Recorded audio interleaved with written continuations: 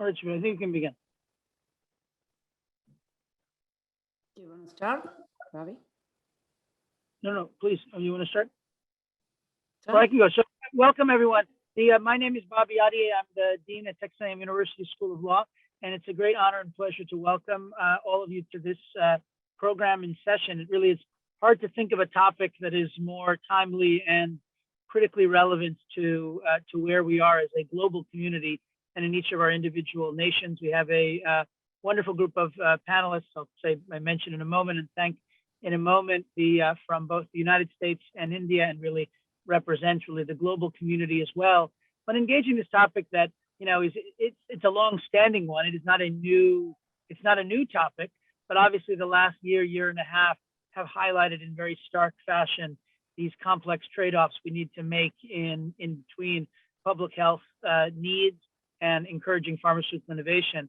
Texas A&M University and Texas A&M University Law School are a great hosts for that. We have an incredibly strong program and diverse and international, I should say, program in intellectual property, one of the top 10 in the United States, that we're very proud of. We are building truly a world-class program in the health arena as well. Already among our IP faculty, we do important work in that area, and all of that ties into the broader university as well. So really, we are in many ways a natural host for this gathering, but it really wouldn't be what it is without the incredible panelists that we have with us today. I want to thank each of them. Judge Wallach, thank you so much for being here on this important topic that you obviously have been engaged in and involved in so many important ways. Justice Bhat, as well as Justice Sridevan, each of you have sort of written critical opinions within the Indian legal system on these issues, and opinions that obviously have hugely important global implications. And Dr. Simão from the World Health Organization really is sort of a leader on these questions as well. We're also pleased to have two special guests with us, Devin Sykes from Aiken Gump, as well as Abu Matan George, the first Secretary of Commerce at the Indian Embassy in Washington. So this is really a great group to have convened. We're so appreciative of all of the students, both from India and the United States, who are participating as well. But thank you for being here, and thank you, I should say, to my colleague, Dr. Ragavan, for spearheading getting this underway. And let me turn it to her to get our discussion underway. Thank you, Dean Adi. Welcome everyone for the panel on balancing pharmaceutical innovation with public health in the wake of COVID-19. We have four very distinguished panelists. Judge Evans of the Court of Appeals for the Federal Circuit, Justice Bhat of the Indian Supreme Court, Dr. Simão of the World Health Organization, Justice Sridevan of the High Court of Chennai. Without all of their bios are in our website, and without taking too much time on the introductions, each one of these panelists are distinguished, and as you're aware, have been in the forefront of the issue on balancing innovation with public health. I also want to welcome both Devin Sykes from Aiken Gump and Mr. Abu Matan, the first Secretary of Commerce from the Indian Embassy in Washington, D.C. to the program. There are distinguished guests for the program. I would now like to invite the Honorable Circuit Judge, Judge Wallach, to make his presentation. Thank you.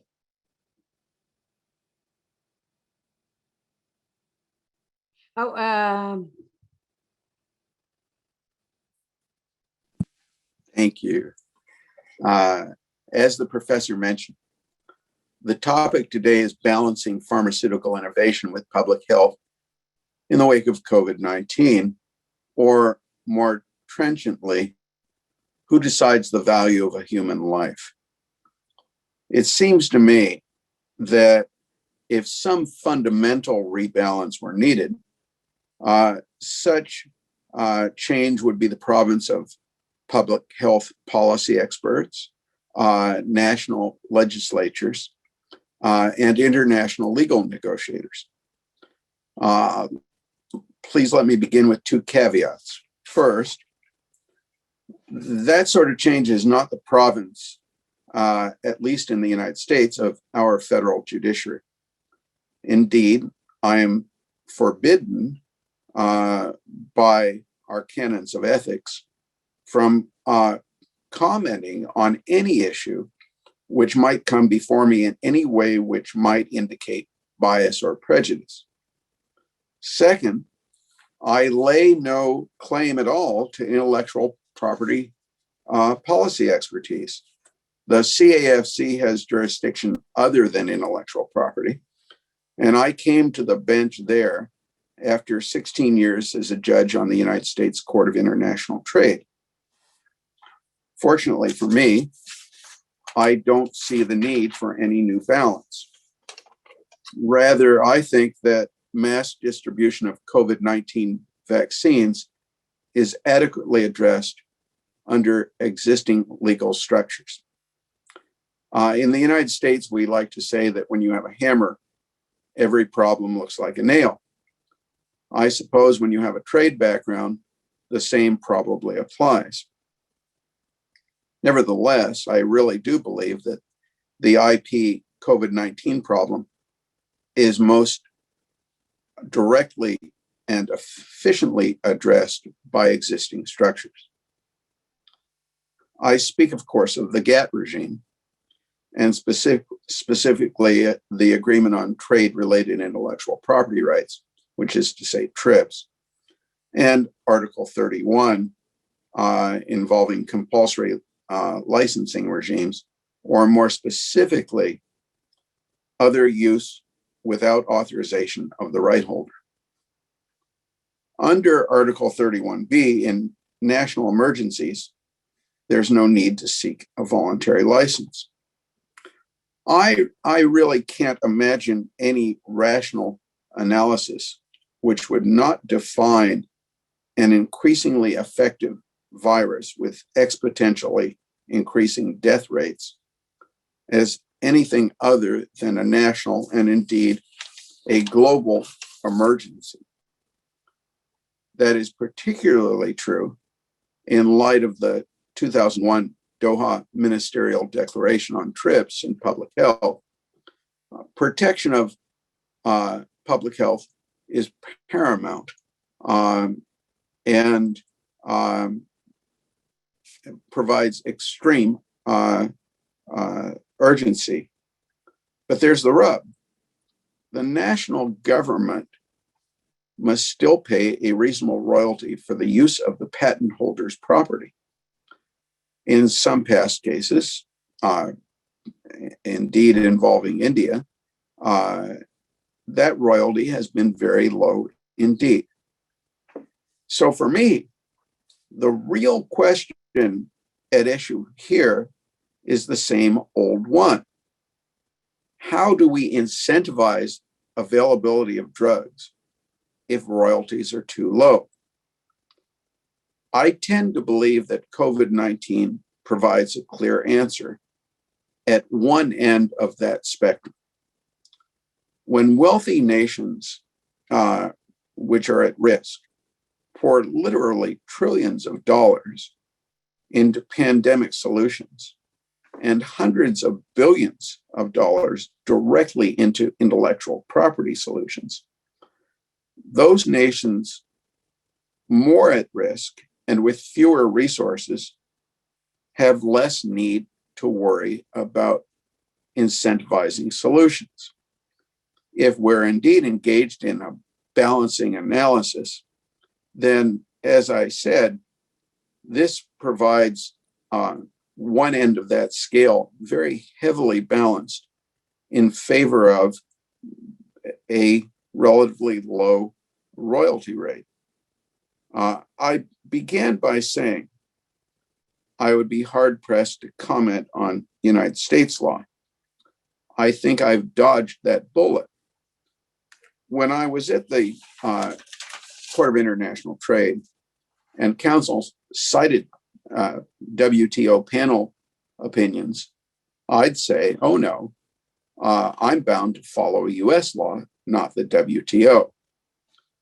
Here we have an elegant solution for my problem and for our discussion. The answer need not address US law, including a Bayh-Dole analysis because of Article 31. There is, of course, still a potential remedy for patent holders before the WTO if their respective states take up the cause. Perhaps Germany and the United States will take different paths on that road. Should the United States, based on its waiver statements by the president, decline action, there might still be a remedy available in US courts for the inaction by the federal government. On that point, I must decline to speculate on its theory or viability, because again, that's the sort of question that might end up in front of my court.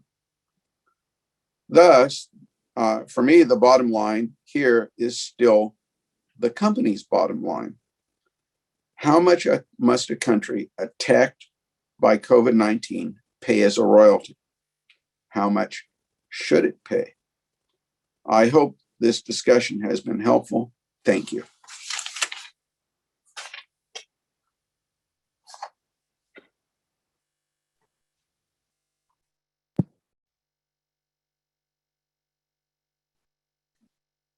Thank you very much. I would like to next invite Dr. Simão of the World Health Organization to make her presentation. If you give us a second, we'll put the presentation up, and thank you.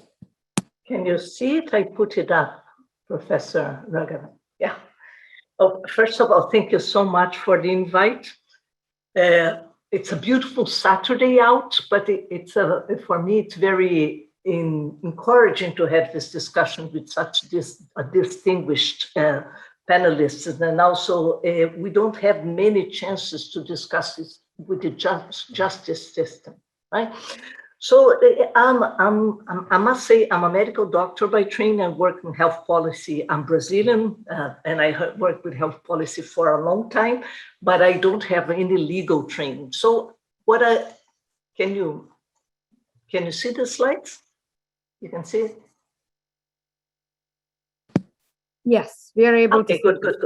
So I'm going to first start with a concrete example of, it's not a long presentation, just the case of the vaccines in the COVID pandemic, right? So let me put this, just for the case, actually I should have said, the case of the vaccine inequity in this pandemic, right? We have now, as of yesterday, 2.8 billion doses of COVID vaccine that have been used in 215 countries, areas, territories, and economies. You know that there's all this international stuff on what's a country and so on. And then we have, you know, that we do WHO together with Gavi, UNICEF, and the Coalition for Epidemic Preparedness has organized last year like a pooling mechanism to procure vaccines and to pool risk, which is called the COVAX facility. And the COVAX facility, although it has around 2 billion doses contracted for 2021, out of this first 2.8 billion doses, the COVAX facility has shipped 90 million to 132 participants.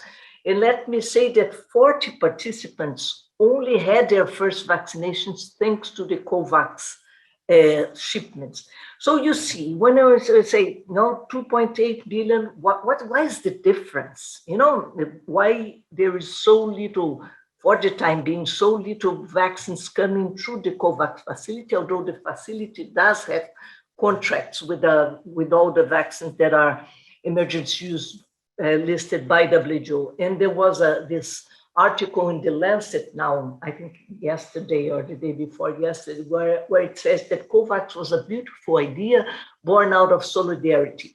Unfortunately, it didn't happen. Rich countries behave worse than anyone's worst nightmares. This is the Lancet say. And let me show you what's the situation of coverage right now globally. Let's say we ended up with a scenario where we put in place a transparent mechanism, and I think 186 countries, territories, and regions have associated with COVAX. And we put contracts with several manufacturers for delivery of doses.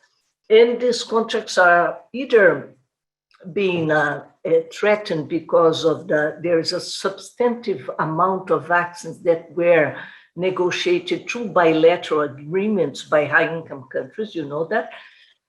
And we have the side of the companies, one side where you have an instability in the production, the global production is not stable yet. On the other side, you have some manufacturers clearly prioritizing their deliveries to high-income countries or upper middle-income countries and not to the global facility. So the situation as of yesterday is that we had high-income countries with more than 60 times more doses per person than low-income countries. And the numbers you see on the screen, the 74 doses administered per 100 population. So 74% of the doses of people in high-income countries have received the vaccination, one dose, while we have a situation with 1.2 in low-income countries. And why this is not only morally wrong, right? Because you know that HIV, it took 10 years for the first effective drugs that were known to be efficacious against HIV to reach low and middle income countries. But there's also my boss, Dr. Tedros here, is always saying it's not the concern and the willingness of high-income countries to donate vaccines should also be moved, not only because it's not charity, global solidarity is good, but he also said, but it should also be moved by what we call the self-interest. Because more than ever, we do know, there's one thing that we have learned in this pandemic, it's that no one's safe until everyone is safe. You know that WHO has for some time now been monitoring the appearance of the variants. You know that virus, they mutate, but when they mutate on a constant way, and several mutations are happening constantly, they are classified as variants. WHO has variants of concern and WHO has variants of interest. And the variants of concern are the ones that have a public health impact. These are the four that we have right now. The alpha, you see their distribution, the beta, the gamma, and now you see the delta, which among the four variants of concern so far is the most transmissible. And there are some studies that show that it could also be the most lethal, although the lethality is still not cleared, but it's very important to see that the spread of the variants is something that concerns everyone.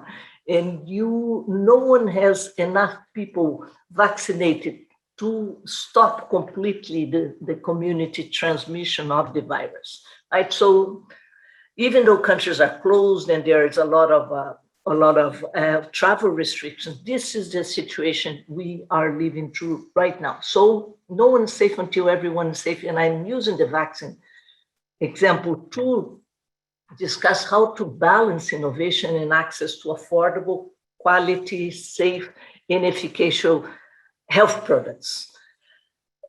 I'll stop here and stop here not sharing the screen, but I need to raise some issues that I don't have a presentation because I think Dean Robert has raised that this pandemic has raised issues at the interfaces of public health, trade, and intellectual property, brought it to a new level. WHO works together with WIPO and WTO. I think there's a colleague, a very close colleague from WTO on this panel. We do issue trilateral studies. We have a regular biennial symposium, and it shows how important it is that we have an integrated approach to respond to such crises. Yesterday, we issued a joint statement with Dr. Ngozi, who's the new executive director of the WTO, and Dr. Ngozi comes with a lot of experience in the health sector because she was the chair of the Global Vaccine Alliance, Gavi, and she, for many months now, throughout last year, she was super involved in the discussions at WHO with other partners on the vaccine and therapeutics and diagnostics for COVID. Of course, and we also have a new director, Dr. Tang, in WIPO. Of course, the tensions continue to exist because the work of these three organizations can be managed in a cooperative manner, which we are doing, but there remains important difference in finding convergences between public health, innovation, and intellectual property. And what we see also is an increased interest from member states on pricing transparency, because it's so correlated, right? We're talking about, at the end of the day, when you're talking about IP in the context of health, we're talking about access, affordable access to global public health goods, right? And there is a lot of interest from member states in the World Health Assembly on pricing transparency, the controversial issue about the transparency of research and development costs remains unresolved, but with this pandemic, we are managing to move it forward. And for many years, there's been this debate, negotiations about access challenges and inequities for different diseases. HIV, I ran for quite a few years, the HIV hepatitis program in Brazil, and I was directly involved in the mid-2000s on the Brazil issue in a compulsory license. I coordinated technical side from the Ministry of Health, a compulsory license for one of the antiretrovirus, and later led to a local production. And then you see that it's not also for lack of mandate, because WHO has, the World Health Assembly has approved in 2008 a global strategy and plan of action on public health, innovation, intellectual property, which is of course very underfunded, but it's on the agenda for every World Health Assembly. It's on the agenda from the member states. Recommendations that were issued then are still valid. They were revised a couple of years ago. And so WHO does have a mandate to work at these intersections. And the issues on this global strategy are related to how to prioritize and promote research, to foster and build innovation capacity, in particular in developing countries, promote technology transfer and local production, and so on, and promote the management application of intellectual property in a manner that maximizes public health, improve access, and so on. So there's a lot that it's on WHO's mandate, but we do have to work collaborative with the other organizations. So Judge Wallach was mentioning the issues of intellectual property and the different interfaces and now in this COVID pandemic, what we're seeing is a lot of polarization in in what's going wrong with the world and what are the actual barriers to rapidly scale up manufacture.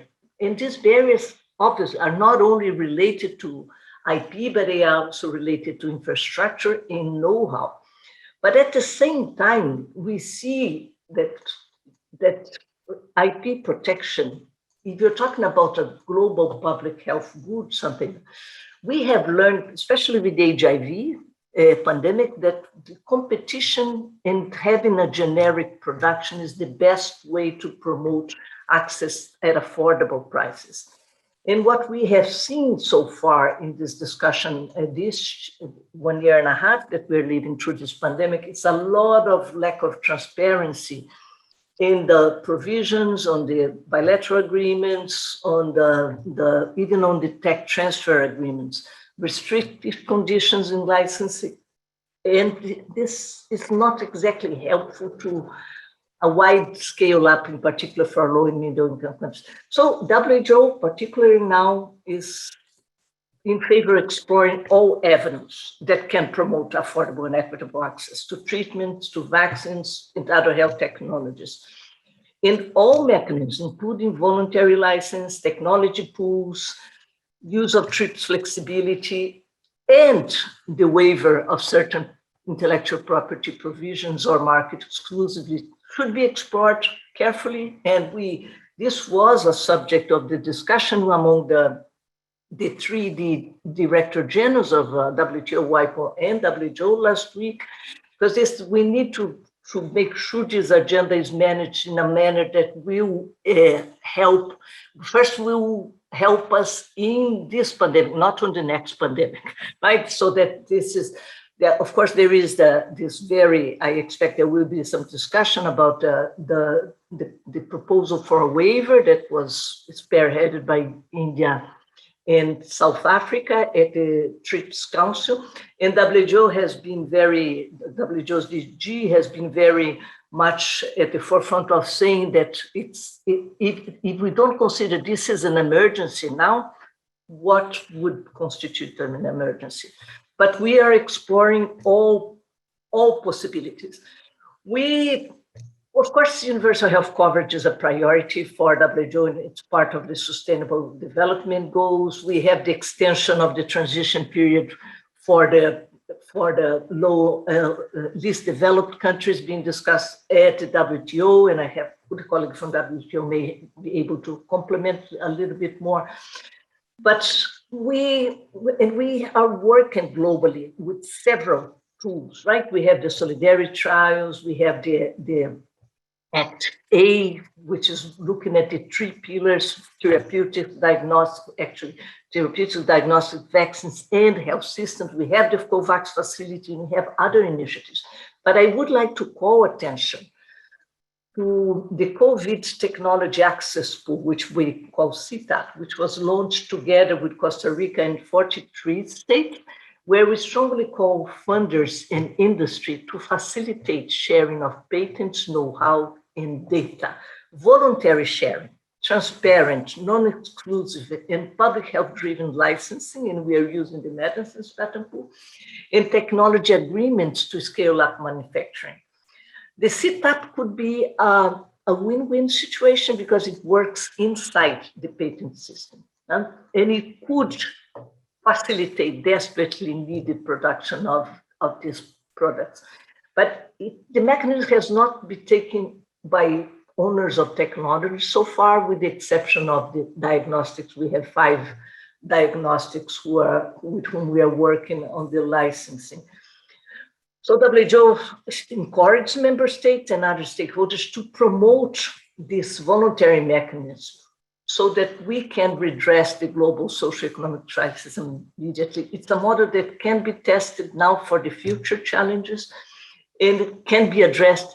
That makes it the sharing of the licensing, voluntary license, and the sharing of know-how and tech transfer in a voluntary manner with a good platform, a global platform, is the way forward, we think. We have, like I mentioned, we have received a lukewarm response from technology holders, and this is also being seen as WHO also is coordinating a COVAX vaccine manufacturing task force.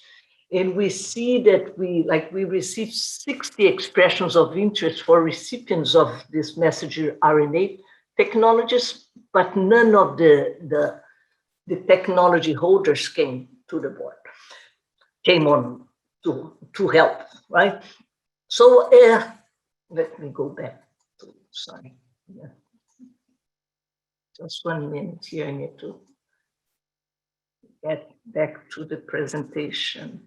Sorry. We are getting good at the technologies, but not that good, right? Can you see the last slide? Can you see one graph? Okay. We're talking about pandemic preparedness now, right? And I think one thing that's it's very much in the World Health Assembly with member states discussion right now is the negotiations for a pandemic treaty. We cannot let what we are facing through this pandemic go again, because there will be another pandemic in my lifetime. Hopefully not while I'm in WHO, because I'm almost retired, but there will be. We've seen some of them. This is the gravest pandemic of our lifetime. If we don't have a treaty body, an agreement, a convention type of agreement globally, we will get to the next pandemic very unprepared. We had the health systems in rich countries collapsing during this pandemic. We are facing the problems that we are facing with the manufacturers prioritizing the market and not the global public health. We do need to have this discussion now. This discussion about a pandemic treaty will go on in November and will be presented to the World Health Assembly next year. And I always say that we all know the impact that the Convention on Tobacco, the Framework Convention on Tobacco Control has brought to the world in terms of benefits. We need to be better prepared for the next pandemic. Apologies, Professor Ragavan, if I took too long. This is my last slide.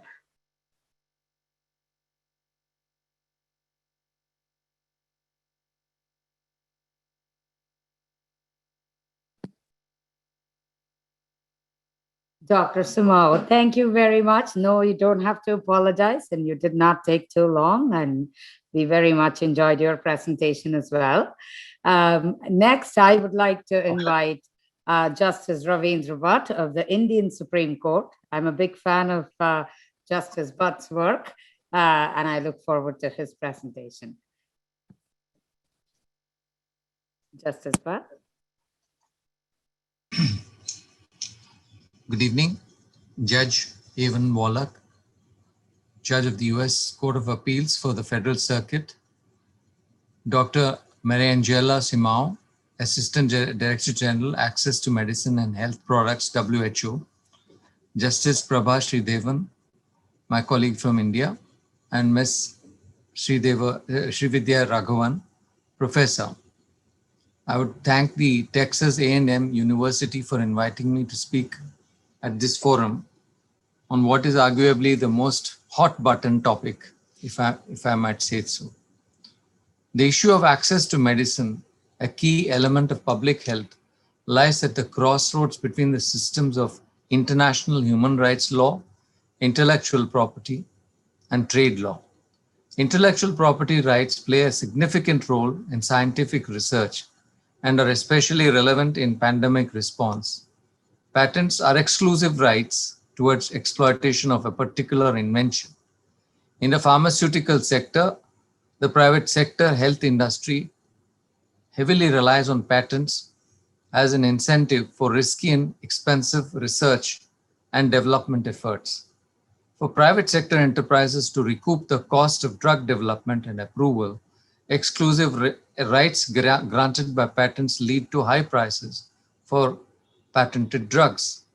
In developing countries, governments and patients are unable to afford the developed world price for patented pharmaceuticals.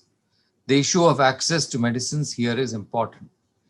In the wake of the COVID-19 pandemic, we have seen that equitable access to healthcare is not merely a problem of the developing world. The fast spread of the virus and its ability to throw up hundreds of localized variants have impacts across national borders, and it has shown that public health is a concern for all of us and the world at large. The right to health has been widely recognized in various international instruments as well as in national constitutions across the world. Article 25 of the Universal Declaration of Human Rights and Article 12 of the International Covenant on Economic, Social and Cultural Rights, with a focus on prevention, treatment and control of epidemics, guarantee a right to health. Article 15b of the ICESR recognize the right of everyone to enjoy the benefits of scientific progress and its applications. In international law, the core human rights provision dealing with intellectual property rights is found in Article 15.1 of the ICESCR, which recognizes the right of everyone to benefit from the protection of moral and material interests resulting from any scientific, literary, or artistic provision for which he is the author. The TRIPS agreement is the first international agreement to comprehensively set out substantive and procedural minimum standards for protection of IPRs. The WTO has widespread membership and, except for the least developed members, all other members are required to fully implement TRIPS, which has greatly influenced domestic developments in the field of patent protection for medicines. Further, contrary to previous IP conventions, the agreements concluded within the WTO framework are subject to robust dispute settlement mechanisms of the WTO, which is in marked contrast to the less effective monitoring system within the human rights framework, UN human rights framework. Article 27 of TRIPS requires, subject to certain exceptions, that patents shall be available for any inventions, whether products or processes, in all fields of technology. Accordingly, pharmaceuticals must be protected by each member state, including, of course, those pharmaceuticals for the prevention or treatment of pandemic diseases. Articles 28 and 33 oblige members to grant patent holders a set of exclusive rights for a minimum period of 20 years. In addition to these minimum standards, TRIPS provides a degree of flexibility for members to balance patent protection with other public interests, including public health and access to medicines. Firstly, the object and purpose of TRIPS, as is found in its preamble in Articles 7 and 8, does not limit itself to the protection of IPRs, but recognizes the necessity to find a balance between the promotion of technological innovation and transfer and the dissemination of such technology. Under TRIPS, the exclusive rights that must be granted under patents are not absolute. Article 8 allows members to adopt measures for public health and nutrition and promote public interest. Many provisions in TRIPS allow for a degree of interpretive flexibility, such as the terms of novelty, inventiveness, etc., found in Article 27, which can be interpreted in a manner conducive to social welfare and public health. In addition to the flexibility inherent in its objective to strike a balance, TRIPS also provides a number of concrete options for developing members to balance patent protection with the right of access to medicines, particularly Articles 30 and 31. 31 has been mentioned by the previous speakers. Developing nation states can incorporate a number of tools to ensure that a balance is struck, such as a bowler exception, which is for research purposes, compulsory licenses, and parallel importation. These flexibilities are also supported by the Doha Declaration, where members affirmed that the agreement can and should be interpreted and implemented in a manner supportive of WTO members' rights to public health, and in particular to promote access to medicines for all. Despite this, TRIPS has significantly curtailed developing members' regulatory freedom with respect to patent protection for medicines. The tension between protection of intellectual property rights and realization of the right to health has manifested time and again, and perhaps most so during this pandemic. During the worst of the HIV pandemic in the 1980s and 90s, the treatment that was most effective was called a HAART, or highly active antiretroviral therapy. HAART, however, had a price tag of US $10,000 to $60,000 a year for drugs alone, rendering it unusable for more than 90% of the world's HIV population, estimated in 1999 by the UN AIDS program to number 40 million people.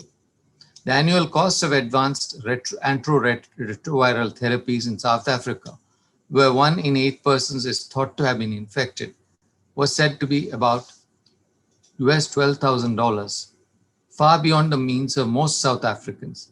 Only about 5% of the 1 million citizens of Thailand believed to be infected were able to afford AIDS therapies. Much of the problem is due to the prices charged by pharma companies for their patented medications. A UN study reported that 150 mg of the HIV drug fluconazole costs varies between $55 in India, where it is not patented, as compared to $703 in Indonesia and $817 in Philippines, where the drug is patented. Similarly, the HIV treatment AZT costs $48 per month in India, as compared to US $239 in the US, where patent protection exists. The tension between IP enforcement through TRIPS and the right to health obligations were also seen in South Africa in the late 1990s, when it decided to amend its legislation to promote access to medicines. Measures such as compulsory licensing were introduced. 39 pharmaceutical companies filed suits challenging the amendments, which eventually were withdrawn in April 2001. In order for adequate global responses to a public health crisis, such as the ongoing coronavirus crisis, this apparent conflict between intellectual property rights and public health needs to be addressed through creative solutions. To resolve this conflicts, a broader international instrument, and I'm very fascinated that the WHO representative actually talked about a pandemic treaty. A broader international instrument on the interpretation of treaties is relevant. Article 31 of the Vienna Convention on the Law of Treaties stipulates general rules for treaty interpretation and requires that they be interpreted in the light of their object and purpose.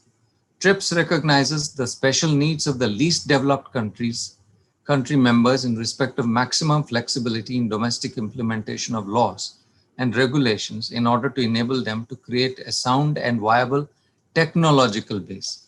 Further, its stated objective under Article 7 is as follows: the protection and enforcement of intellectual property rights should contribute to the promotion of technological innovation and to the transfer and dissemination of technology to the mutual advantage of producers and users of technological knowledge, and in a manner conducive to social and economic welfare and to a balance of rights and obligations.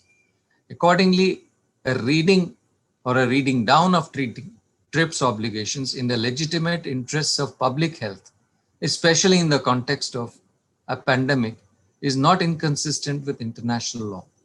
Given that TRIPS addresses health concerns only peripherally, the ICESR, which is also a widely subscribed and ratified convention, can be seen as providing more specific norms on the right to health. The ESCR committee has indicated that a violation of the right to health can occur if states agree to international measures that are manifestly incompatible with previous international obligations, an interpretation that clearly puts TRIPS in a lower hierarchy than ICESCR. I know that this is a rather provocative thought, but I think we have to move somewhere, because these two systems, the human rights system of conventions, treaties, which guarantee the most fundamental freedoms and the right to live, on the one hand, and trade law on the other, though seem to be not only in different silos, they travel in different parallel silos, and they never seem to meet. And often there's rank overlaps and conflict. So it is high time that the world community somehow resolves this, and an interpretation of this kind is at least mooted so that it's a point of debate. The starting point in a harmonious interpretation of TRIPS obligations with public health is that with respect to intellectual property rights, a one-size-fits-all approach is not desirable. States have different levels of development and different needs. Now, the TRIPS itself recognizes that in one sense, that the least developed nations are exempted from certain obligations. But at the same time, there are asymmetries in the world in terms of development, in terms of capacity, which have been thrown up time and again, and perhaps stand most accentuated today when vaccine production is in the hands of very few countries. Vaccine development is in the hands of a handful, and vaccine production is, you can add some more, and that's it. The TRIPS agreement obliges members to give effect to its provisions, yet it also states that members shall be free to determine the appropriate method of implementing provisions of this agreement within their own legal systems and practice. Thus, developing member states have some freedom when implementing TRIPS provisions. Article 27(1) lays down that the provisions with respect to patentable subject matters and conditions of patentability. It, however, does not define the concept of novelty and inventiveness, and subsequently leaves considerable flexibility for members to decide the manner in which to implement and interpret this obligation. For instance, India's definition of inventive step is narrower, as it also requires an invention to involve a technical advance and economic significance, or both. And then India has also brought in certain exclusions which prohibit patents for certain forms of new inventions or new developments, for instance, derivatives, etc.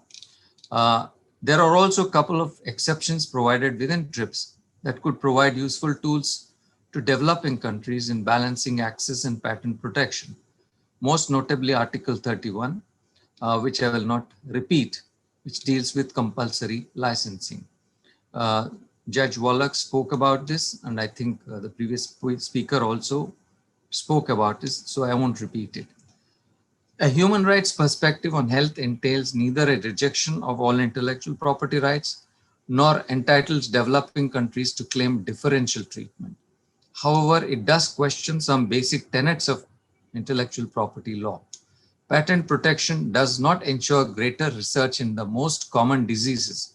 For example, what is most fundamental, for instance, and I speak of certain diseases which are endemic in Africa and which routinely claim millions, hundreds and thousands of lives and affect livelihoods of millions. And yet, these are not prioritized when it comes to research by pharma companies.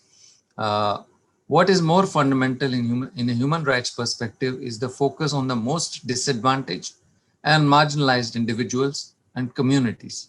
Compliance requirements for patent protection need to be accompanied by limitations that aid access to medicines. In the technological field, these actions include innovative licensing arrangements, the publication of scientific data on a free-to-use basis, publication of technical specifications for vital equipment, such as ventilators and other such equipment to enable others to manufacture, and the renouncement of enforcement of certain patents in certain jurisdictions, maybe for a while. Many rights holders have taken steps to make their works easily available to schools, universities, libraries, research institutions, and the general public.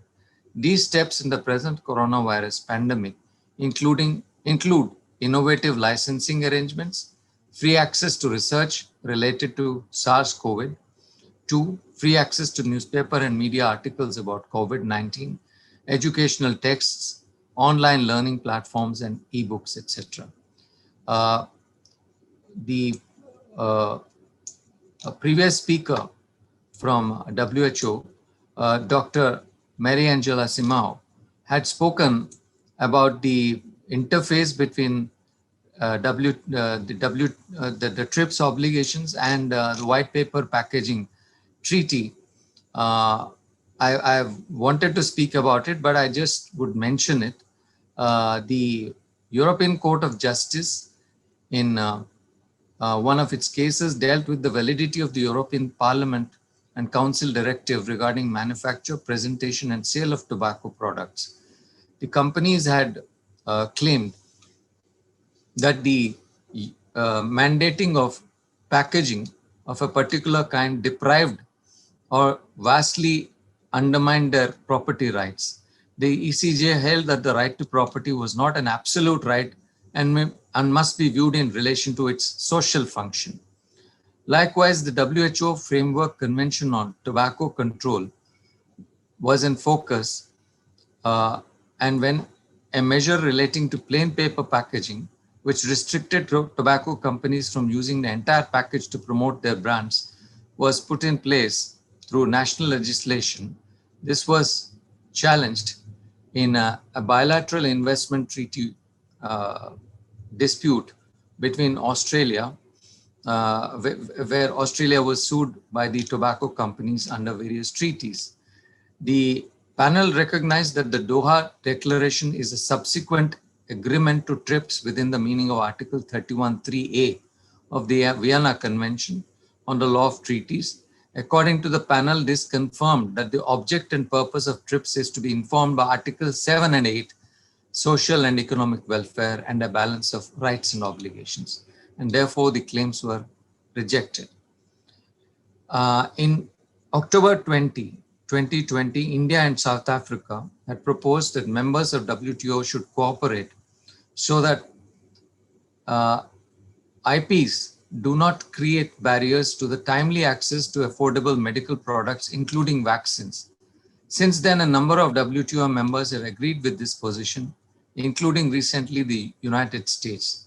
While promptly passing the TRIPS waiver is a vital step to ensuring equitable access to COVID vaccines and medications, it is not itself sufficient, as it does not oblige the transfer of associated technology or know-how. This is most significant as a challenge to the balance between intellectual property rights and public health. The current arrangement is such that a potential vaccine manufacturer must survey the patent landscape, identify all of the relevant patents that apply to the manufacturer of a particular COVID-19 vaccine, negotiate a license for each of these technologies, and then begin manufacturing the vaccine. Given the expansive range of patent protection over vaccine technologies, this is time-consuming and expensive. And when the process is underway, millions of lives could potentially be lost.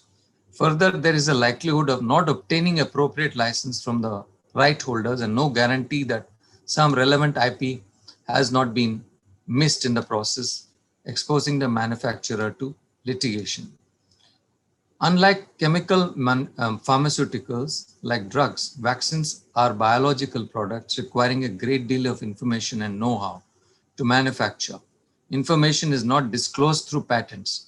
Without knowledge transfer, it will be extremely difficult for low and middle income countries to start COVID-19 vaccine manufacture, regardless of a TRIPS waiver. The COVID pandemic has exposed profound inequities in the distribution of vaccines and essential medicines between the developed and developing world. According to the available reports, 82% of Pfizer's 1.35 billion vaccine stocks are to be made available till the end of 2021 and have been pre-booked by the United Kingdom. 40 million, US 100 plus 500 million, EU 200 million, Japan and Canada, which represent only 14% of the world's population. And if you survey the landscape with other manufacturers, the picture is no different. If the poorest countries cannot access medicines and vaccines, the world would still lose about about 153 billion pounds a year in GDP. All high-income countries, as well as countries such as India, China, and Russia, and I'm speaking of the economic costs, would still incur together an estimated GDP loss of about 119 billion a year, or approximately $10 billion a month. The EU would lose about $40 billion a year, US $16 billion, and the UK between $2 billion and $10 billion. In the face of acute shortage of vaccines for the developing world, mechanisms for sharing technological know-how are important, as they will augment manufacturing abilities for immediate needs. In this context, we must bear in mind that intellectual property protections that act as barriers to access medicines are not merely patents over pharmaceuticals, but also data exclusivity over clinical trial data filed before regulatory authorities, for example, and trade secrets. Instruments such as compulsory licensing can only overcome the patent barrier and use the information disclosed at the time of registration of the patent. Generic manufacturers would still not be able to manufacture efficacious vaccines even with compulsory licensing of underlying technologies used in a vaccine. While compulsory licenses can help reverse engineer molecule-based drugs, they will fall short with biologics like vaccines. TRIPS under Article 39.3 prescribes for protection of clinical trial data which can be disclosed when it is necessary to protect the public. This is an important provision in pandemic situations where quick manufacture of life-saving drugs and vaccines is the need of the hour. Disclosure of these secrets, though, is not provided for under TRIPS or under Indian law. Voluntary cooperation by the holder of information is the way forward as of now. I think I'm coming to the end of my time. I must have overshot my time. I just want to speak about one small, not small, hopefully it should be again another thought-provoking idea. The COVID-19 Technology Access Pool, which the WHO representative spoke about, set up last year, provides a single platform for developers of vaccines, tests, devices, and medicines to temporarily share data, know-how, and technologies with quality assured manufacturers. It is time that a permanent mechanism, globally funded, is set up to conduct joint research into viruses and other diseases that can result in global pandemics. This is possible if a multilateral organization such as WHO and structures supporting this like WTO take the initiative.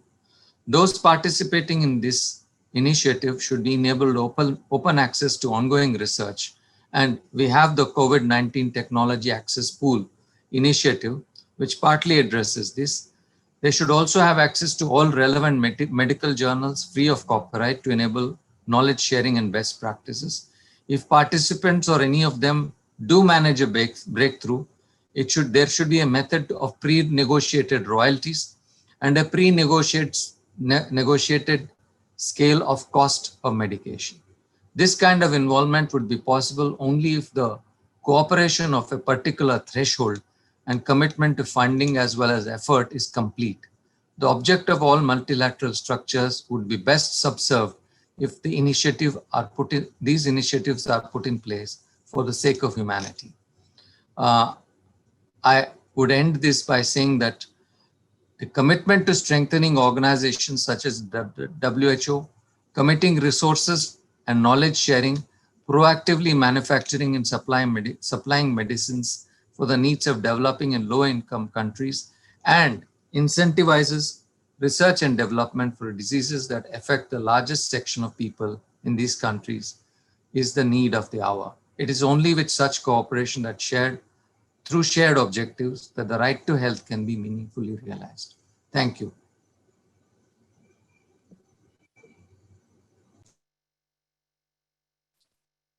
Thank you very much, Justice Bhat. Thank you for your presentation. I would like to invite Justice Prabha Sridevan to present next. But before we do that, I want to highlight just a couple of things.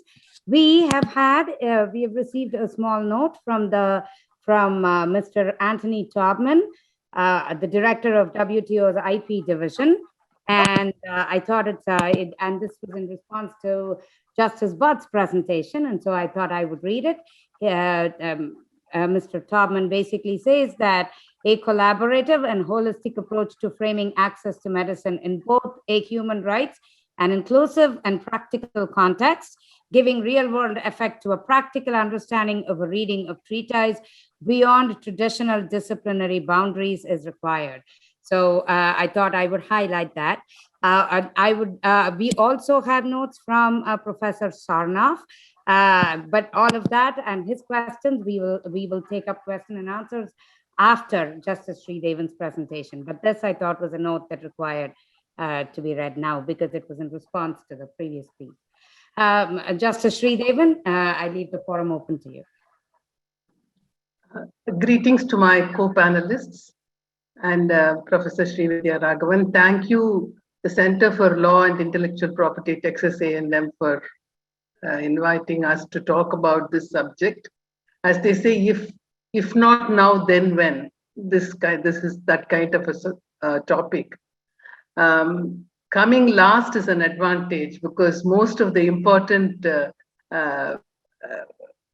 things have already been spoken by my previous speakers, but I will share the thoughts that came to me. They say desperate diseases require desperate remedies. And unless those desperate remedies are applied, the diseases don't go. I'm paraphrasing a Shakespeare quotation. Martin Luther King Jr. said, injustice in healthcare is the most shocking and inhumane. Now, the TRIPS waiver tries to kind of balance the desperateness of the situation, tries to ameliorate it and to address the injustice. Now, I would look at the title of the subject of today's topic slightly differently. Not balancing pharmaceutical innovation with public health, because innovation we do need. Balancing pharmaceutical intellectual property rights and public health rights is what I would address. Relying on pharma-driven economy is not something that will work hereafter. We need changes desperately, and the innovation we need is not just medical innovation. It needs innovation in many tools, in approach, in law, in jurisprudence, to see how we can mesh the rights of the intellectual property right holders with the needs of the public as regards access to health. Business as usual is no longer an option, neither for the pharma industry nor for the developing economies. The Director General of WHO has said, COVID-19 has highlighted the importance of local production to address health emergencies, strengthen regional health security, and expand sustainable access to health products. The message that Dr. Simão referred to by the pandemic treaty is really very encouraging. I think we need a different approach. And one of the slides also said there is a high likelihood of this occurring annually. So we have to be prepared, not like this, not on an ad hoc basis, but the global community will have to come together, as Justice Ravindra Bhat said. In a paper in the Health and Human Rights Journal, the writers say, on the one hand, pharmaceutical companies have wielded unrivaled power to determine the scope and direction of medical innovation and decide who gets access and under which condition. And on the other hand, the states have relinquished their power to exert their health sovereignty and agreed to rely on the private sector for the provision of these essential health tools.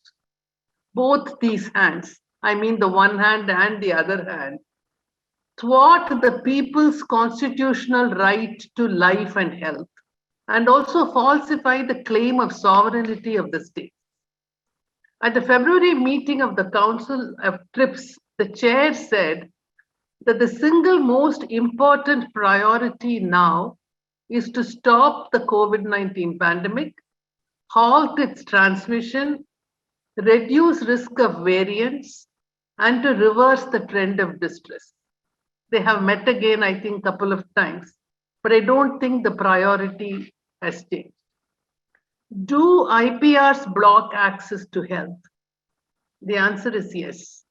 Without IPRs, the vaccines and other medical aids can be manufactured locally by many countries, easing the flow of supply. Statistics show that production is hampered or delayed or capped by IPR. I'm not saying that there should be no invention. I'm only talking about how the restrictions work. As an editorial in Nature said, countries backing the waiver are not asking for charity, but for the right to develop and make their own vaccines free from the worry that they will be sued by the patent holders. Will waiver discourage innovation? My answer is no, because the waiver is only a temporary measure, and any compensation or royalty that the patent holders are entitled to locally, they will receive. It is only the huge profits that they won't receive. In the book, The Emperor of All Maladies, Dr. Siddhartha Mukherjee, you can't hear me? Can you hear me? Dr. Siddhartha Yes, we can Mukherjee. hear you. Yes, we can hear you. Justice Sridevan, we can hear you. Dr. Siddhartha Mukherjee talks of what is the cost and what is the price. They are not the same. And it is the time when these things have to be fixed so that global health security is not jeopardized. This alleged discouragement to innovation that people speak of has many sides. The TRIPS waiver, as it is called, is not just about patents. It's not a patent waiver alone. There are other IPRs that are involved, trade secrets, designs, etc. And with vaccines, trade secrets assume great importance. If these are shared, it may actually encourage more innovation, resulting in more competition, which will pave the way for more innovation. A journal cites the instance of a company in India, Shanta Biotech, which used yeast for the development of a hepatitis B vaccine. This was a low-cost ingredient. And then that became, I read, the mainstay of a global vaccination drive led by UNICEF. The other facet is about transfer of technology. This is one of the in return for factor for which a patent is granted. WHO is supporting the setting up of mRNA vaccine technology transfer hub with South Africa. This is a first of its kind, I think. We must wait and see how far private partners are willing to pitch in this endeavor and to make it a success. The gap between developed and developing countries in building up protection against COVID or any pandemic is not just a gap that affects the developing countries. It is something that affects, as I said earlier, global health security. Transfer of technology would bridge the gap.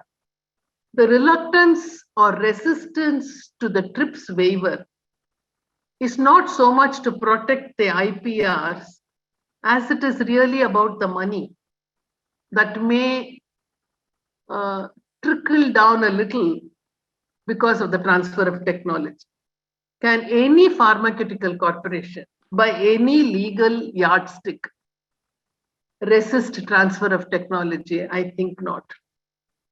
The UN Council for Economic and Social and Cultural Rights stated in April 2020 that intellectual property is a social product and has a social function. Then it's a no-brainer answer. IP cannot create barriers to anyone's efforts to halt the pandemic. An unjustly skewed situation, political situation, political not in the larger sense, vests power in a few hands. Who decide who deserve to live and who are free to die? When I was hearing the compulsory license case, there too it is about affordability and access. I told the lawyer that the price of your drug is so out of reach for all Indians, barring probably one or two. You are in effect saying we can all quietly die. The lawyer felt it was a very unfair comment. I don't know about fairness. but it is the truth. You pitch the price so high, then for whose benefit is the drug anyway? Commenting on the Australian High Court's judgment in Darcy versus Myriad, a writer observed, this judgment raises the question whether a patent regime should allow quality of life to be the commodity of a monopoly. Today, it's not just quality of life, it is the very continuance of life. Kaushik Sundararajan calls it the structural appropriation of health by capital. Now, this has to be reworked, revised, and redrawn. What about the expenditure we have incurred? This is a constant chorus. There are statistics to show that public money and philanthropy have accounted for much of the R&D, and the claim that pharma companies alone took risk and innovated the vaccines themselves is a kind of invented fact. Vaccine production is through open science network and public funds. So if we must talk of return, it must go back to the public. In fact, whenever in the IPAB, I have asked the lawyers the question regarding the correlation between the expenses incurred to invent the drug and the price at which it is sold, I have never ever got an A plus B is equal to C answer. I have never got an answer. Anyway, we are talking of return, and whoever manufactures is definitely there to get money and to be rewarded for whatever work they have done. So there we can innovate. There is the exclusive monopoly method, which is predatory, can be replaced by perhaps a patent pool or an innovative benefit sharing method. But the will is required for us to devise something different and not face a situation like this when many are at the mercy of few. Geographic borders are not going to prevent leaching of any epidemic. Nobody is secure. That this COVID has taught us. A very harsh lesson, but we have learned. So the laws of each country has its own safeguards, and the Indian Patents Act has provision for acquiring patent rights and so on. But what this attempt to get a waiver, it moves towards a joining together of all the countries towards addressing what is a global hazard, a really, really dire hazard. So what we need to balance is how the owner's rights over the property, where it should be positioned against the overarching right to life and health of many. I'm not saying that the property rights deserve no attention. I'm only saying it has its place, and it does not take a place over and above the human rights to life and health. So if we have to balance pharmaceutical, intellectual property rights and public health, my vote goes for public health. Thank you very much.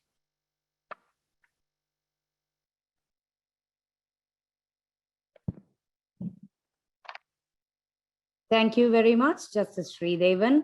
I want to thank all of the distinguished, very distinguished panelists, and each of the presentations were absolutely wonderful, and I'm sure all of us attendees enjoyed it very much. We have, we already see questions in the Q&A forum. I just want to highlight a couple of things. So the first few questions will be posed by Texas A&M students, because they've been preparing these questions to ask for to ask the panelists. So I would allow them the first chance, followed by Professor Josh Sarnoff, who has raised questions, and then of Depaul University School of Law, and then I would request attendees who have questions to click on the raise hand icon and write your questions in the Q&A forum. So that way we know that we could take up these questions in the order. So with that, the first question comes from Ms. Rachel West, and I believe it already has been answered. Am I right? I don't see the question anymore, but I'd like to invite Ms. Rachel West. That's the first question I saw from Texas A&M School of Law. Hello, and thank you all for letting me ask a question.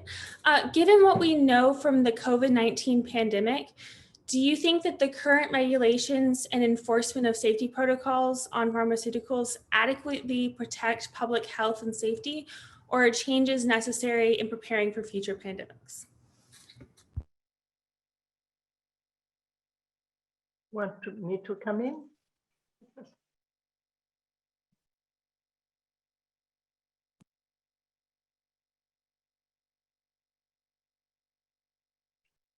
Maybe I'll start. Can you hear me, Rachel? Okay, good. No, I put it's a very good question and something that we've been thinking about, but actually, and I put it in writing in the chat, actually what we are guided by internationally recognized standards for both the clinical practices and for the good manufacturing practices, right? So these are applicable to vaccines and therapeutics, and they've been agreed upon by regulatory agencies throughout the years, and by WHO, of course. WHO does establish also the standards by which what is the vaccine. There's a biological standardization committee. So I think this is it requires some adjustments as we have a new pathogen, right? But the international recognized standards, the ones that we use to assess whether a vaccine or therapeutics actually was done, the clinical trial was done well, and if it's being manufactured well, they stand, because they're applicable to all products. But it's also important to say that it doesn't end when the trial ends or when the product is, in the case of a new pathogen like the SARS-CoV, it doesn't end when it's in the market, right? The company still has obligations to follow up on the pharmacovigilance afterwards, right?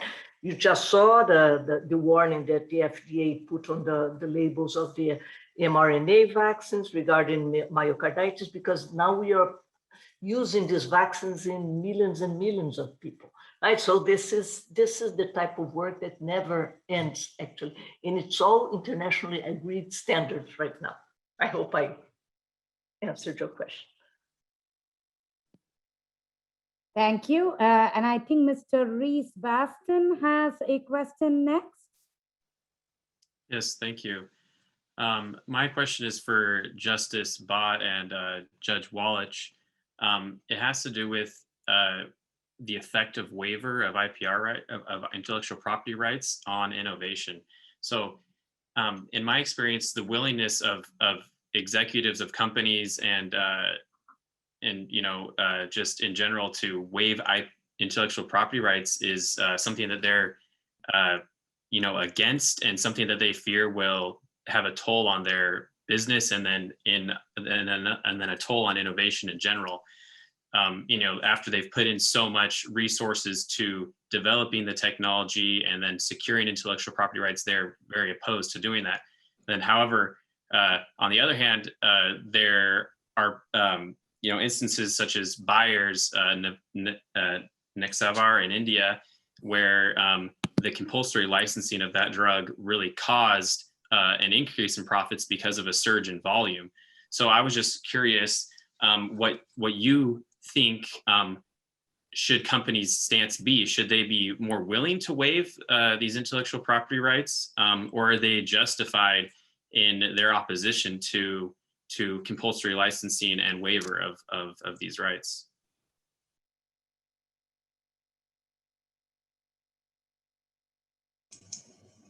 I'll say it a little bit, since you directed it to me, as well as my brethren. And that is, the whole question is highly case specific.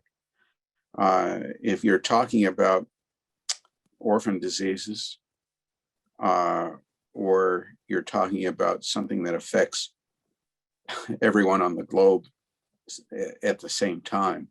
Obviously, the company's interest as human beings is different. Big pharma, while it's patent or profit driven and answers to its shareholders, also answers to the dictates of humanity, to paraphrase the Nuremberg Tribunal. Thank you.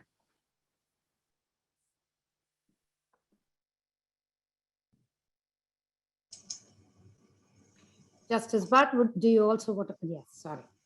I would agree with Justice Wallach, Judge Wallach. I wish to add that this is not expropriation. For instance, in a war or some other such emergency, property is taken. That kind of taking is accepted in every democracy, every civilized nation.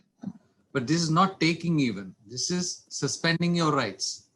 Number one. Number two, if the protections which pharma companies or other innovators with the corresponding expenditure, whatever it is, we don't know how much expenditure actually.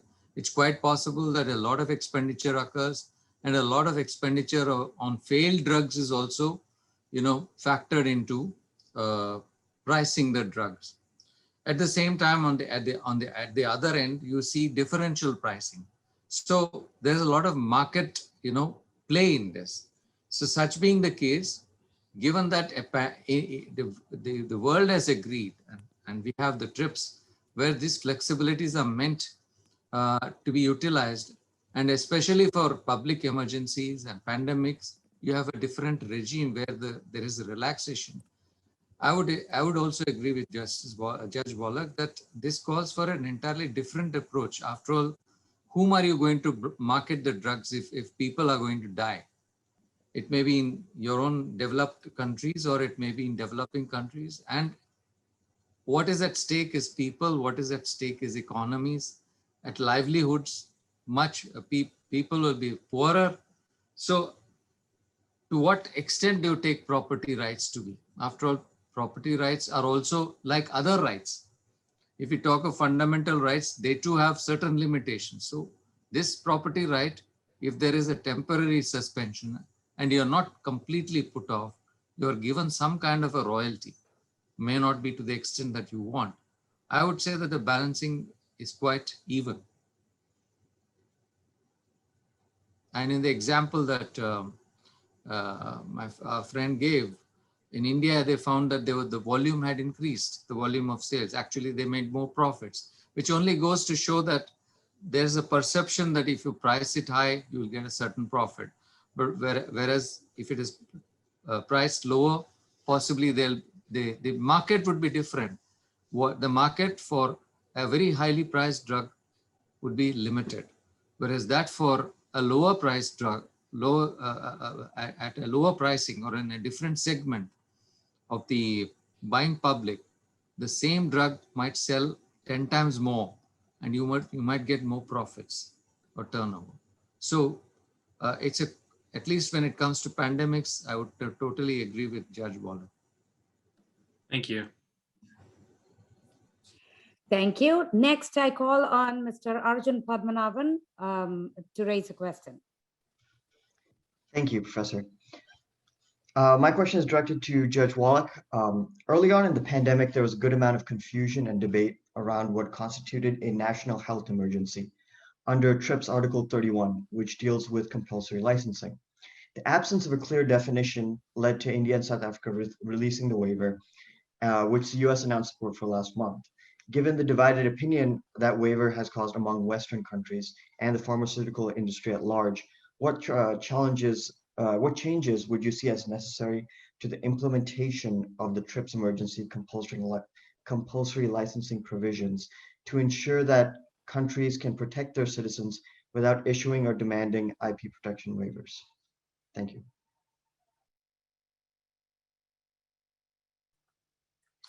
Well, you're asking me a legislative policy question. And I suppose my answer is the same as it was before. I don't think, when I spoke initially, I don't think any change is needed, at least as far as as the COVID situation goes. Everything in law is on the one hand and on the other hand, and then how far do we come to the middle to meet? And COVID is so far on the one hand that there's simply no room for debate as far as I'm concerned. You're talking about effectively a Holocaust, and the AIDS epidemic has even higher numbers, and in such circumstances, the public interest outweighs private interest. That's an easy analysis. So I don't see the need for systemic change or tweaking as far as that goes.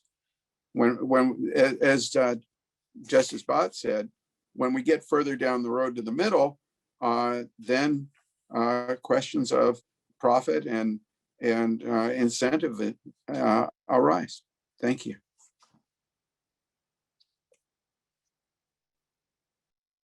Thank you.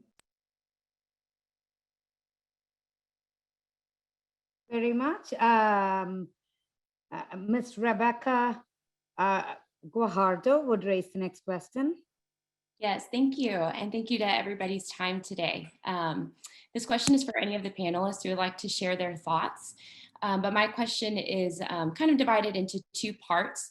So other than patent-based economic rewards and incentives, what other motivations are at work regarding vaccine patents in the United States?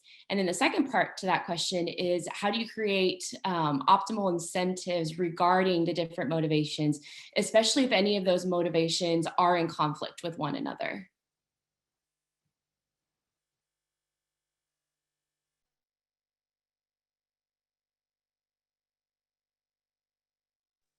Well, since you asked about the United States, I'll take the first swing at the bat.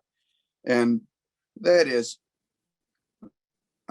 this is unquestionably a capitalist society.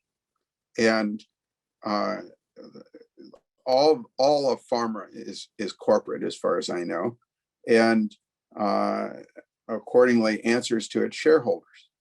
And so the profit motive is central development of solutions. Now, having said that, there's a whole overlay of other research going on, and the interplay between public research and publicly funded research and militarily funded research in a separate venue, and what pharma gets to do with that is something that hasn't been, as far as I'm concerned, adequately addressed. Bayh-Dole certainly examines it, but I think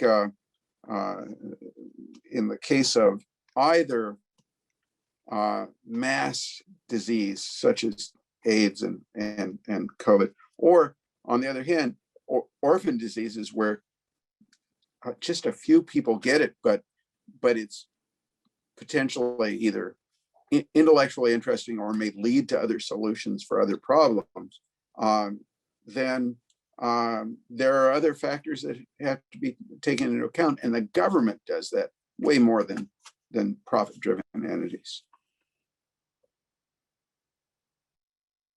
Thank you. Thank you. I would like to invite Ms. Alexis Ritzer to raise the next question. My question is for Judge Wallach, but any panelists can answer. Judge Wallach, as an expert on the laws of war, can you give us any information on how the laws of war can impact intellectual property laws, and also if there's any information on how vaccines are distributed during war times that coincide with public health crises.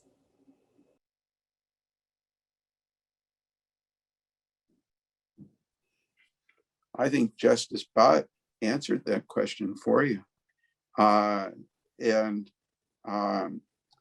You know, there's a whole, when you say the laws of war, there's such a wide spectrum, starting with the chemical and biological warfare treaties and their history, and running through the 1949 conventions, particularly dealing with occupation of states and the treatment of enemy populations or occupied populations. There's lots to say there, but really what Justice Bhat said is I think most on point, and that's domestic law dealing with armed conflict. And if you think that you live in an absolutely free society, go look at the laws that were in existence in 1945, when there was a declaration of war in existence. And keep in mind, there hasn't been one since December of 1941 by the United States. And in part, that's because the government has untrammeled powers to seize and to direct the usage of all property, public and private, subject then to the government's determination of later and the courts of what's a fair compensation for that seizure. But President Roosevelt had dictatorial powers during World War II, and that included everything to do with public health and public research.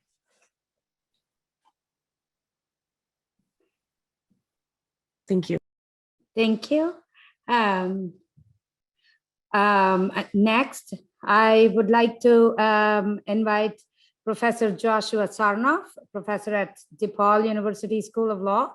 Professor Sarnoff has been raising questions, and he's raised a specific question to Justice Bhat, and he's also asked a couple of questions to Dr. Simão. So, Professor Sarnoff.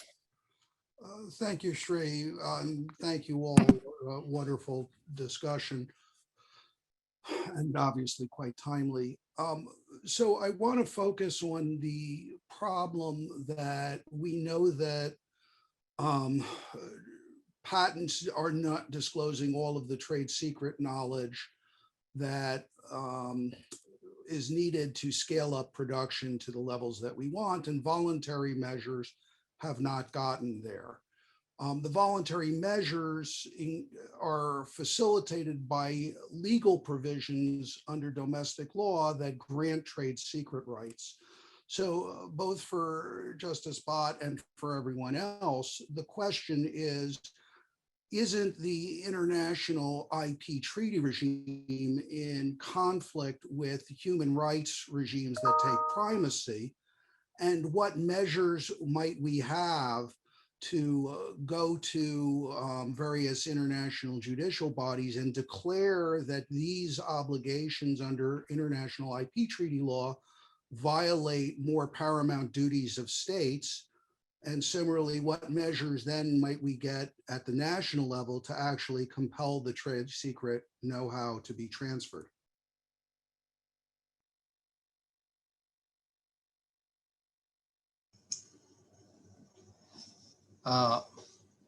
Your question is very interesting. In my presentation, I had said, when I prefaced this idea, I said that this is perhaps controversial and hopefully it should provoke some kind of debate, that these two systems, the trade law systems and human rights conventions and systems, as it were, travel in splendid isolation. They seem to be working in two different silos. And clearly, human rights conventions should, from my personal opinion, they should trump when this kind of a conflict arises. But having said that, what are the methods of arriving at that conclusion? So one has to then enter the public international law realm, where treaty interpretation is dictated by the Vienna Convention. And I think in my presentation, I had spoken about Article 31, sub-article 3, I think, which lays out the rules for treaty interpretation. And my suggestion was that Article 7 of TRIPS itself gives us the direction that innovation is for the larger good of humanity. And such being the case, when we talk of public health, when we talk of these goods being really for humanity, especially in a pandemic, these human rights have to be given precedence. But going to the larger question of how to handle this and balance it, there have been some indicators. The first instance was the WTO Chamber of Dispute Resolution, when it had to deal with the stockpiling dispute between Canada and EU. And I think there is a passage where it did deal with the Vienna Convention and did not agree, and went on to interpret TRIPS in its own right. However, we seem to be heading into a different direction when in these two white paper packaging, tobacco packaging, where we have seen a different regime of public health, a specific public health treaty, which mandates this kind of packaging being put out as conflicting with the property rights of trademark owners, and the outcome has been different. So I think these kind of exercises probably will be provoked by pandemics, and hopefully there should be more research and more writing on this, and more people should speak about it so that we are able to harmonize these two systems. Thank you. Thank you very much. And I see Dr. Anthony Tobman, the WTO's Director General for IP Policy, is also here. So next I invite him to, he's also he had raised a note. So next I invite him to, to make his point. Thank you. Hello, can you hear me? Yes, we can. Dr. Tobman, yes. Well, I'm very sorry. I was simply taking part as an audience member, and I'm flattered and honoured by the invitation to chip in. This has been a really fascinating discussion, and getting to the point of some enormously challenging issues. And I guess what we're getting down to is a convergence of three broad imperatives. One, the international law dimension. Second, the implementation or the implementation of policy measures, legal measures under domestic law. And thirdly, of course, the overarching question of the humanitarian response to the pandemic.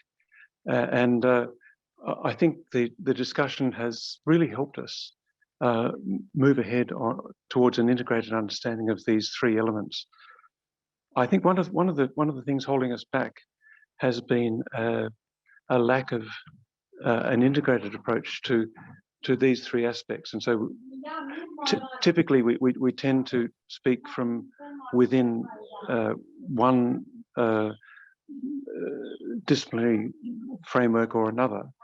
But actual delivery on the ground, actually outcomes, depends on an integrated approach to these three. This is why I've drawn attention to the work we've done, the Secretariat of the WTO, our colleagues and friends in the World Health Organization and WIPO, towards framing the interaction between these normative mechanisms in an integrated, holistic way. And I have no hesitation chiming in with earlier comments that the human rights dimension is absolutely paramount. The concern about vaccine equity in the short term and more broadly, equitable access to medicines as a systemic challenge is both a normative and a practical imperative. And the challenge for us, I suppose, is to find practical ways of implementing that. So, for me, one of the immediate questions is how to make use of both existing and future flexibilities or freedoms in domestic systems to give full impact to the pandemic response. This is not, by any means, this is not to downplay the significance or the impact of the international framework, but rather to recognize that the choices made and implemented at the domestic level ultimately determine practical outcomes.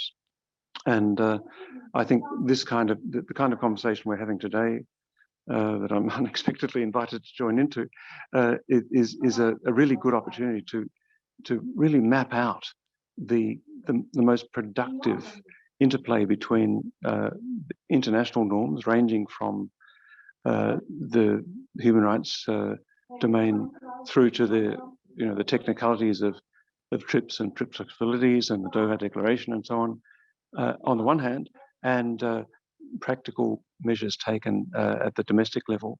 I might say that just 2 days ago, the Directors General of World Health Organization, World Intellectual Property Organization, and the people I work for, the WTO, announced an approach that would advance our existing work towards a holistic and inclusive approach on support for making use of all the available array of policy measures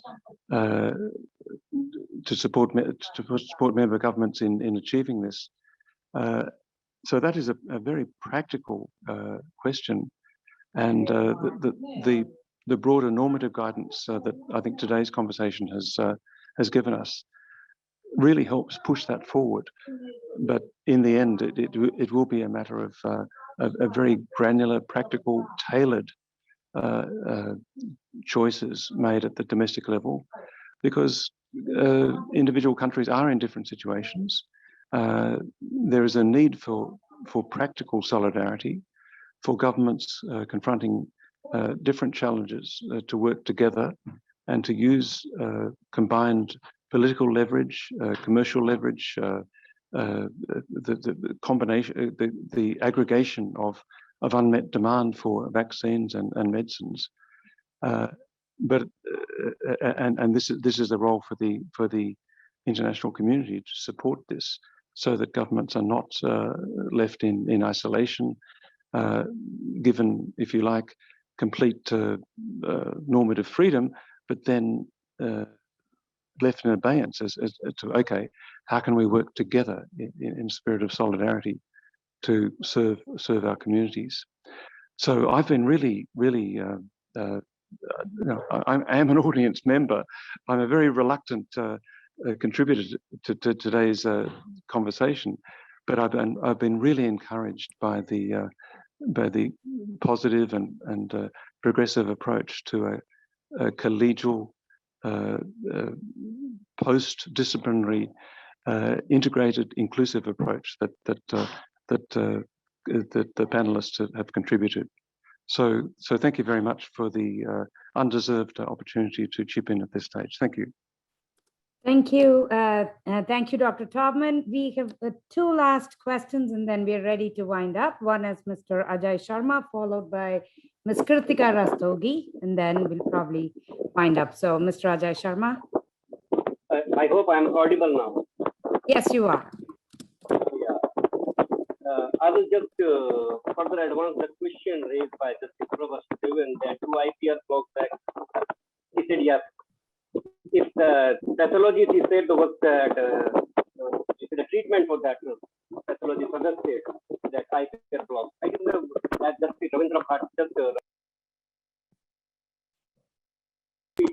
with Trump and there is a doctrine of necessity also. If we amalgamate those together, and for those kind of pharma giants, whenever they make a hue and cry in the name of the investment they made and the protection they get through IPR, I think that is not a very broader connotation, but we can see that we can incentivize those, whatever the help they provide to the developing or underdeveloped nations when they provide the medicine. Like the country in India, we have already given a packages of 4,500 crore in advance. And all other countries can do that, and we can incentivize in their future research also, and we can participate in their R&D activities from the part of the government. They can advance them and they can do their research. I just want to call from the any other panelists for the Mariângela was the name of the WHO DG. She has left. I think any other person can comment. I think this is an amalgamate solution. This can help. Thank you, Mr. Sharma. Justice Sridevan, do you want to comment on that? You're not audible. Mr. Ajay Sharma was not very audible. There was a lot of static and I really could not hear what he said. Okay, ma'am, I repeat. Am I audible? Sorry. Mr. Sharma, why don't you type out your question and then just David can see it.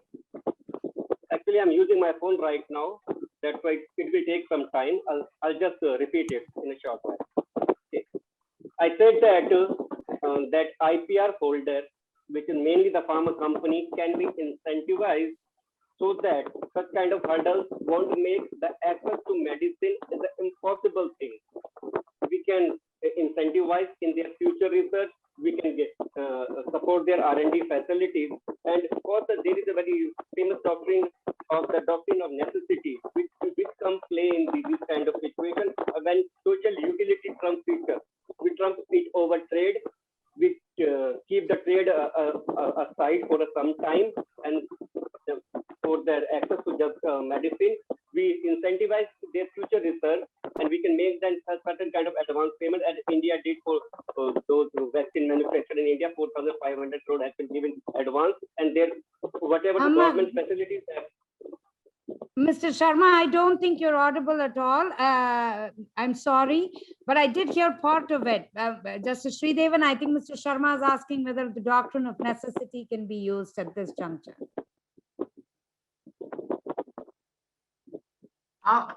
The Patents Act has enough provisions to invoke during the time of extreme emergency and national urgency. So those can be invoked by India at a time. But what I said at my presentation is, instead of individual countries asserting whatever domestic rights they have, I think they are all coming together to get some kind of a relief from the situation, is what I said. Does that answer your question?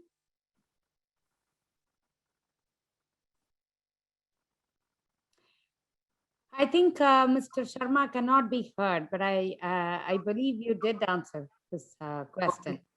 Okay. Next, I would invite my dear colleague and a very dear friend, Professor Irene Kalboli from Texas A&M. She has a question. This likely will be Ms. Karthika has left, so Professor Kalboli will raise the next question. Irene? Yes. Hi. Good morning, actually good evening from Singapore. Thank you very much to the distinguished panelists for the wonderful panel. and congratulations to my colleague Sri for really putting together this very important panel. And it's great that our university can have the pleasure of having this distinguished lineup of speakers.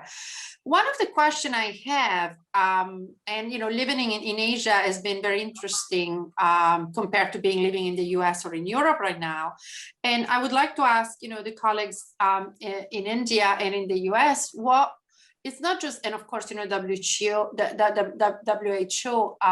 distinguished panelists, what's your view on a trend that I think is becoming really worrisome? Not only we are looking at access to vaccines, but as we know, not all vaccines are equal. I teach trademark law, and there is already the jokes about the Hermes and Chanel's of vaccine, Pfizer and BioNTech, and Moderna in particular, versus others, RNA versus DNA and other vaccine, and the efficacy of this vaccine being different. Now, the WHO initiative might not be as, at least at the beginning, as equivalent to Pfizer, for example.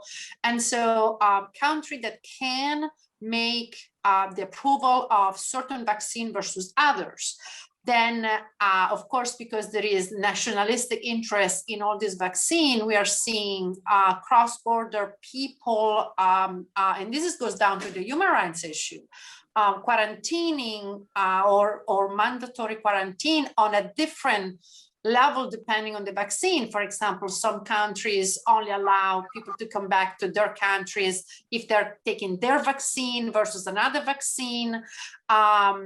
Green passes in Europe is based on certain vaccines. Again, China, unless we've done Sinovac or Sinopharms, you have to quarantine, otherwise you might not have to. So this is a worrisome trend on terms of not just access to the vaccine, but also access to what vaccine.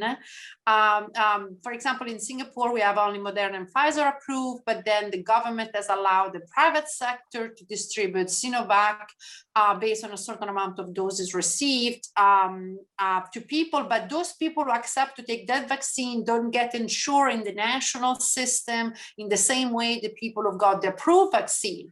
So that overcomplicates this picture, which is already very, very complex. So what do you think should be, probably we should have to avoid class A, class B, class C citizen of the world, also in terms of not just access to vaccine, but access to what vaccine and how all these vaccines are equivalent to each other. So what do you think about this? Truly relevant national politics in vaccine distribution, also in the branding of the vaccine. Thank you, Irene. Would one of the panelists like to answer the question?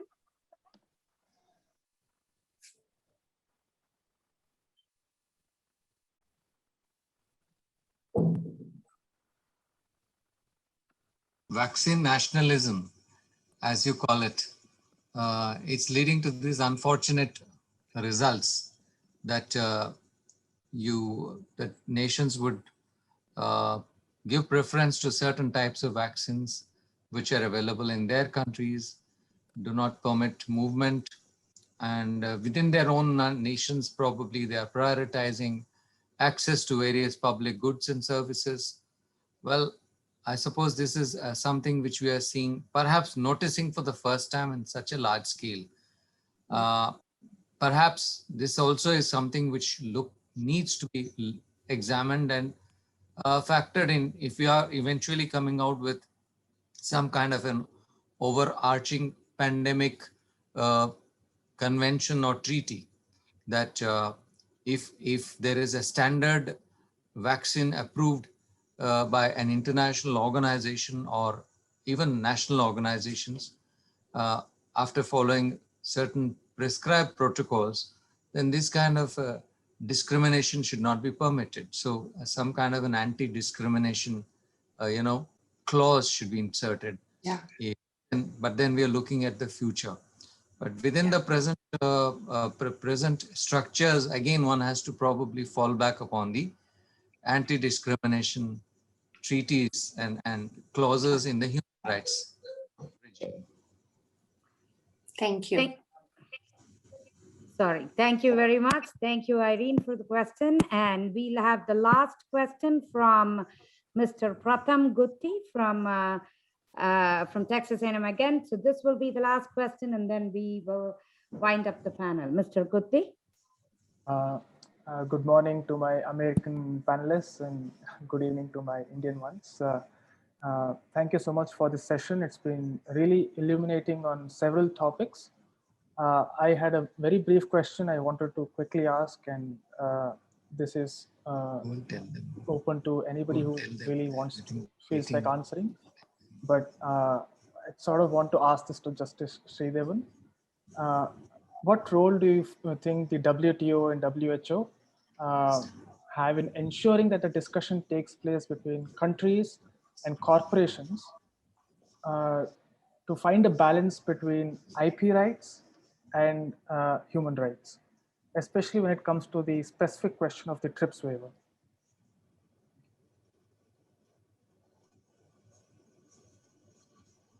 Thank you. This is something that already Justice Bhat has spoken about, that they are going in parallel lines. And even with TRIPS, there were many bilateral conventions which were going on, which were TRIPS plus. I do not really know how much the existing status of WTO and WHO can control. But we are going to have a post-pandemic normal, and there perhaps what you envision will come true.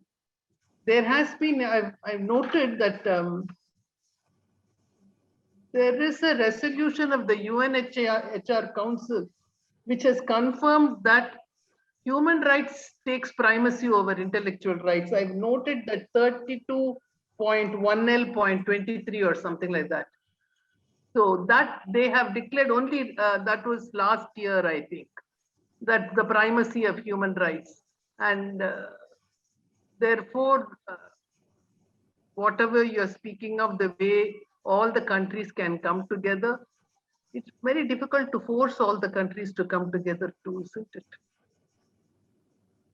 So if this situation, this pandemic, brings everybody to a stage where it is necessary for us to come together for the interest of the whole world, it will be good. Let's hope. Thank you very much. I want to particularly thank the panelists. We heard 4 absolutely great presentations. So thank you for accepting our invitation. Thank you for being here, and thank you for sharing your views. I also want to thank students for their questions. I want to thank Professor Sarnoff, Kalboli, Director Taubman, all of them for their insightful questions, insights, and such. I also want to thank all of the attendees. Many of the attendees have sent me chats and sent me other emails highlighting how much they either enjoyed this forum, or if they, they want to read more about it, and so on and so forth. So I feel particularly happy about that. Thank you, Dean Adiye, for helping us put this together, and thank you everybody in Texas A&M for making this happen. With that, we'll close the panel, and thank you, and have a great weekend. Thank you. Thank you very much. Thank you. Thank you all for being